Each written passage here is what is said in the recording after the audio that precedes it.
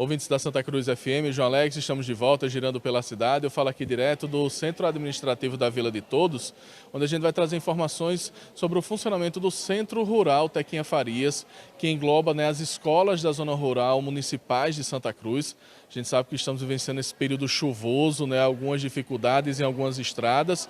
E a gente vai trazer informações de como está o funcionamento dessas escolas na zona rural. Estou ao lado da Zildaiana de Lima, ela que é gestora do Centro Rural Tequinha Farias, que gere todas essas escolas e vai trazer informações. Zildaiana, como é que foi esse início de ano letivo? Como é que está sendo esse período de aulas em meio a essas chuvas, e todos os desafios que elas trazem, Bom dia. Bom dia, Édipo. Bom dia, João, Alex, todos os ouvintes da Rádio Santa Cruz. É sempre uma honra poder prestar esclarecimento, informações a esse meio de comunicação. E, Édipo, iniciamos nossas aulas semana passada, dia 4 de março, tendo em vista algumas chuvas, principalmente no domingo, que antecedeu a segunda, A gente não conseguiu iniciar em todas as escolas, tendo em vista esse acontecimento dessas chuvas.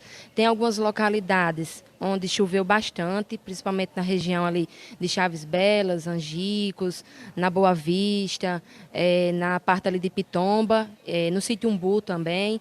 Então, a gente teve algumas dificuldades como esta. A gente não conseguiu iniciar as aulas nessa localidade, especificamente na segunda-feira. A gente iniciou já a partir da quarta-feira, porque foi quando estiou mais um pouco e deu para dar uma secada nas estradas, mas aí a gente não conseguiu iniciar na segunda devido a esses acontecimentos. Então, quando chove nesse período, a gente tem essas dificuldades porque os transportes não conseguem passar, A grande maioria dos nossos estudantes, eles precisam usar o transporte escolar. Então, devido a se abrir algumas crateras, alguns buracos, o transporte não consegue chegar até as escolas.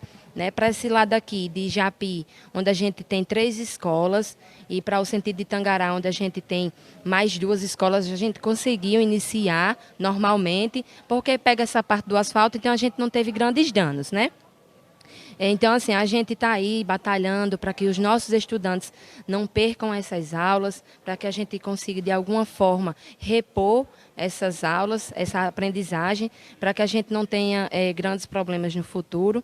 A gente pede até a colaboração dos pais que compreendam, porque é um processo natural, Deus que manda chuva. Como eu havia te dito anteriormente, chuva ela é um processo muito importante, principalmente para quem reside na zona rural, que planta, que colhe, que vive da agricultura familiar.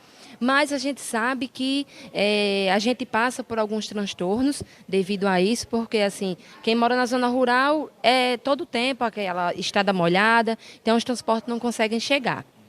Zildaiana, com relação a hoje, todas as escolas estão funcionando normalmente, então? Sim, todas as escolas estão funcionando. Como a gente teve esse período agora, sexta, sábado, domingo, que não choveu, deu para dar uma secada. Então, hoje a gente já conseguiu atender os nossos estudantes, mas ainda com dificuldade. Por quê? Porque a gente não consegue fazer a questão do conserto, das estradas, porque é fazer e desfazer, A gente sabe que quando começam as chuvas, aí abre os buracos novamente e a gente não consegue fazer esse trabalho nesse momento. Então, quando acontece essa estiagem, a gente consegue que o transporte chegue, mas quando começa a chover novamente, aí volta as dificuldades. Falar com relação à reposição das aulas, que é um desafio, Porque a gente sabe do calendário e tudo, mas há então essa preocupação de, alguma forma, os alunos terem essas aulas que possivelmente vão ser perdidas nesse período. Sim, sim. Inclusive, semana passada a gente estava conversando aqui e pensando numa estratégia, se por acaso a gente pegar um inverno ainda mais forte do que o que a gente está vivenciando, aí sim a gente precisa pensar numa estratégia para que esses estudantes não percam a aprendizagem, esse processo. A gente tem um calendário escolar, a gente precisa obedecer, a gente precisa cumprir os 200 dias de aulas, os 200 dias letivos. Então, a gente precisa cumprir e, de certa forma, a gente se preocupa para que esses estudantes eles tenham essa reposição.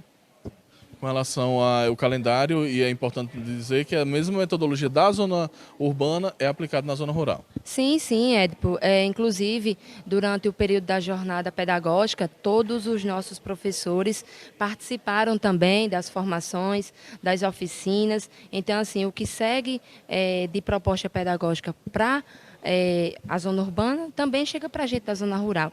O que a gente tem de diferente da zona urbana é porque nossas turmas ainda são multisseriadas, né? A gente atende educação infantil e estágio 2 ao 5 e a gente atende anos iniciais de 1º ao 5º ano. Então a diferença ela acontece devido a isso, mas que a gente segue uma mesma proposta, até porque a gente é uma rede, né? Então o que serve para um serve para o outro também. Certo que a gente tem as nossas limitações, alguns, digamos, algumas dificuldades, mas a gente consegue adequar. Ok, Zildaiane, a gente quer agradecer sua participação, informações importantes a respeito do funcionamento das escolas da Zona Rural de Santa Cruz. Muito obrigado. Eu que agradeço, Edp. Quando precisar, estamos à disposição para quaisquer esclarecimento e a gente está aqui quando precisar.